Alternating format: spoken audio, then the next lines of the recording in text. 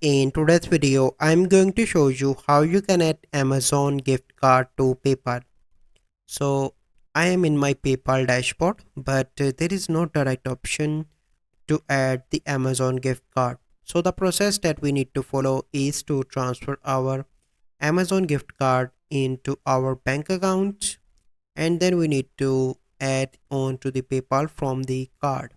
So first you need to come on to the Amazon. Click here and go on to your account. Once you are on your account, click on gift card, and if you have a gift card here, you simply need to transfer that into your bank account. Once you transfer from here, then you need to come on to the PayPal, and here you can see different options: activity, sales, finance, and here you can see different options. And then you simply need to click on money in, request money. You can add from here, or you can add from your card, that is banks and cards. Click here,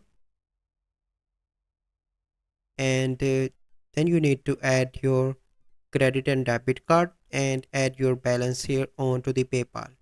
So this is a process how you can add Amazon gift card to PayPal. So I hope you find this video helpful. If you find this video helpful, must like this video, subscribe to our YouTube channel for future videos. We'll see you in the next video. Thank you. Have a good day.